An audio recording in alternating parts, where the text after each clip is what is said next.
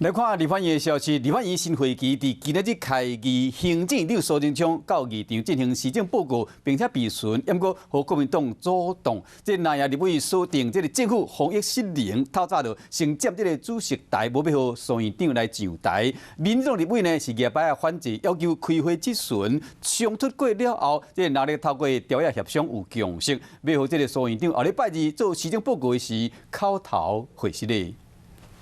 立院新会期开议头一天，国民党立委做伙抢讲主席台，要互苏贞昌报告。购买疫苗，黑幕重重。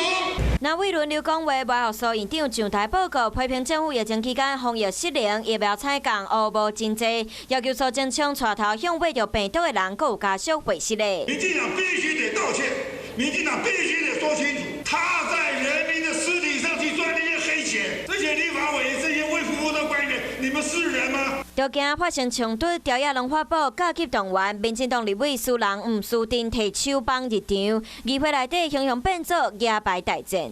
调研由小组要去看疫苗黑箱，院长道歉。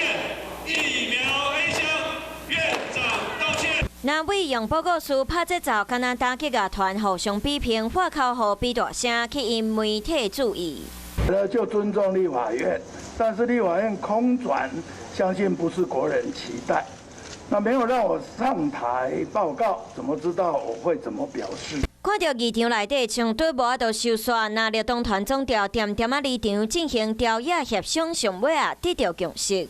针对国民党团要求行政院院长对于队长已死亡之国人表达歉意，院长应于口头报告中予以回应。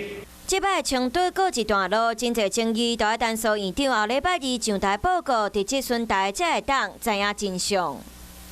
Hello， 大家好，我是乃瑜，要教给大家2个任务。第一个，华视新闻的脸书专页，你按赞了吗？还有华视新闻的 YouTube 频道，赶紧订阅起来，还要记得按赞，开启小铃铛哦。